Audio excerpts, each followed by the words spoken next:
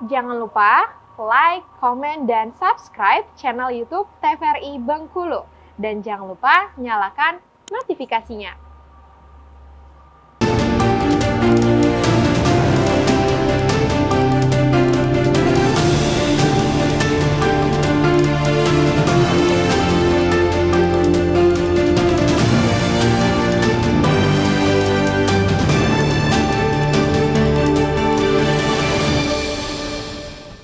Assalamualaikum warahmatullahi wabarakatuh. Selamat sore pemirsa. Jumpa kembali bersama saya Agnes Ramadhani dalam acara Berendo.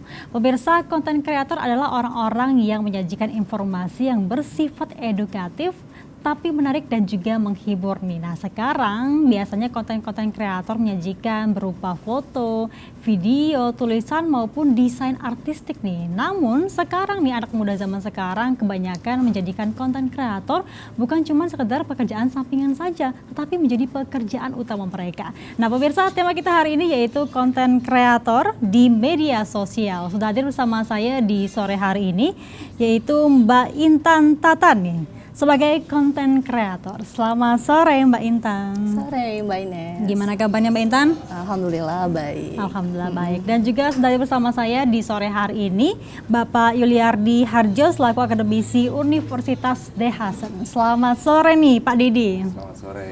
Gimana kabarnya Pak Didi? Alhamdulillah baik. Alhamdulillah baik. Nah pemirsa, tema kita hari ini yaitu konten kreator di media sosial. Sekarang tuh kayaknya media sosial sudah tidak terjangkau lagi Pak, luas banget nih. Kadang-kadang anak muda dan juga ibu rumah tangga nih juga ikut meramaikan sebagai konten kreator. Tapi kalau dari Mbak Intan sendiri, ini awal mulanya nih suka buat konten-konten itu pada saat kapan sih Mbak Intan? Iya, kalau saya sih Mbak ya, awal mula itu karena saya suka editing ya gitu. Nantilah berpikir saya berbuat apa, tapi awalnya itu saya suka ngedit video ya. Nah, mulai terbesit di pikiran saya itu kenapa waktu anak saya yang kecil itu berusia 6 bulan kebetulan, oh kenapa nggak saya bikin suatu konten yang berhubungan dengan empati. Nah, jadi waktu itu saya berpikirnya gitu dan langsung aja nggak pakai panjang lebar, pikir panjang gitu ya. Langsung tuh saya scroll gitu, jadi langsung bikin dan saya lihat juga konten-konten yang pembuatan konten kreator yang lain. Ya di situ jadi inspirasi juga. Jadi awalnya itu anak saya empati terus ya konsisten Mbak Nes ya gitu, kayak gitu awal mulanya. Berarti emang awalnya dari konten sehari-hari? Hobi iya, jadi nggak usah mikir dulu berapa followersnya, viewersnya, likersnya. Yang penting itu aja sih, mau dan memulai ya gitu. Ya, waktu gitu itu aja. dari sejak kapan Mbak udah mulai konsisten ya buat konten-konten? Iya, waktu itu 6 bulan yang lalu ya, soalnya anak saya pasti 6 bulan yang lalu, sekarang udah 1 tahun kan.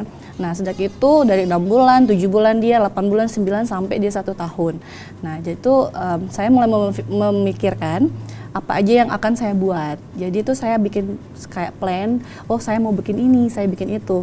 Jadi intens sampai dia konsisten juga sampai 1 tahun, sampai akhirnya sekarang saya udah alhamdulillah udah banyak brand yang ngajak kerjasama karena kan dari sana jangkauannya semakin luas. Awalnya kan ibu-ibu yang notabene-nya sama kayak saya pengen bikin empati kayak gitu kan ya Mbak ya.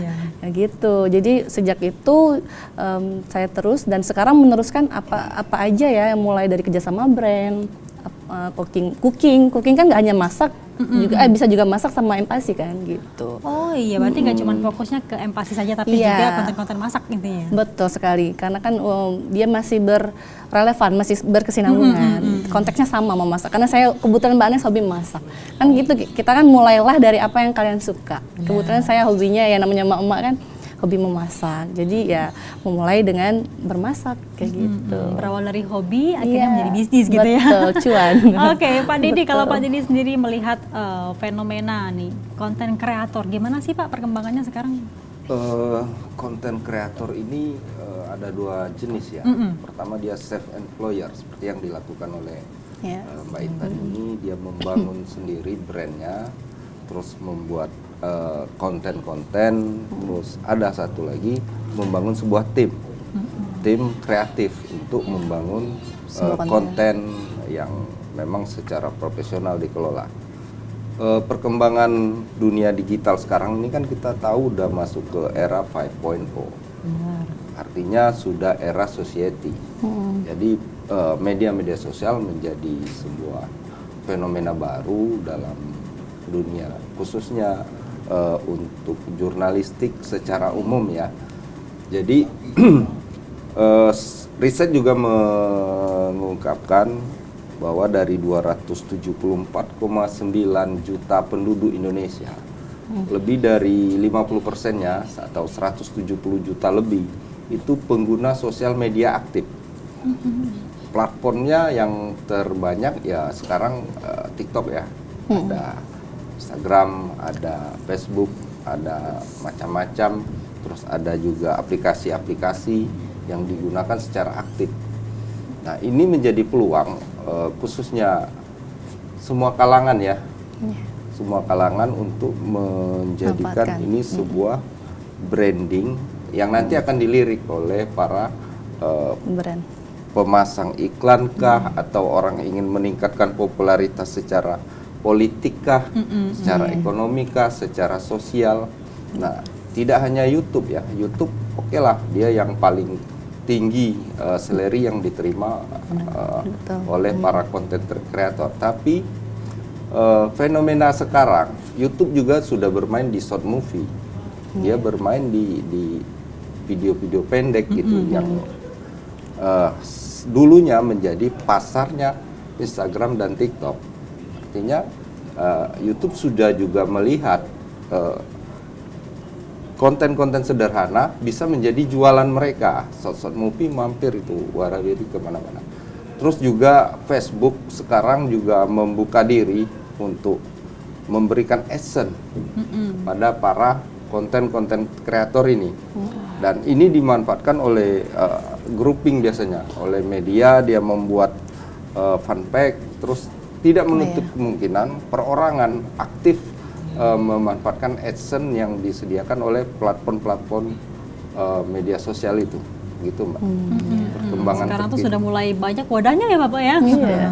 Tapi sebenarnya kalau dari kalangan mungkin dari ibu-ibu rumah tangga dan juga anak-anak usia remaja hingga dewasa, memang peminatnya lebih banyak ke Instagram dan TikTok ya Pak ya? Dan juga YouTube. Untuk Indonesia ya memang TikTok terbanyak. Untuk wilayah-wilayah medium seperti Bengkulu, Facebook masih mendominasi. Instagram juga sudah mulai tren naiknya sudah mulai tinggi. Tapi orang melihat, para konten kreator ini melihat AdSense yang didapatnya itu seperti apa gitu. Yang mana yang lebih menguntungkan? Kalau dari Instagram kan ya lebih berharap endorse dan membangun kerjasama di luar fasilitas gitu. Sementara kalau YouTube, IG, Facebook, dia bisa langsung endorse dari sistem gitu. Oh iya Begitu. iya. Berarti beda media, beda caranya. Beda ya. caranya. Kalau dari Mbak Intan sendiri nih Mbak, sebenarnya kalau jadi konten kreator tuh susah nggak sih Mbak? Apalagi kan sekarang sebagai ibu rumah tangga juga nih ya. Iya Mbak Nes, sebenarnya itu kalau dibilang susah, kalau kita mau dan terbiasa ya, nggak ada yang nggak mungkin ya. Apalagi saya nggak juga sebagai ibu rumah tangga, kerja juga kan, banker juga. Jadi balik lagi, semua orang punya kesempatan, baik itu ibu rumah tangga, anak muda, apa siapa aja ya, itu punya kesempatan untuk bisa menjadi seorang content creator. Dan itu juga nggak perlu sesuatu skill yang wah gitu ya. Ya yang penting modalnya itu mau dan memulai seperti itu.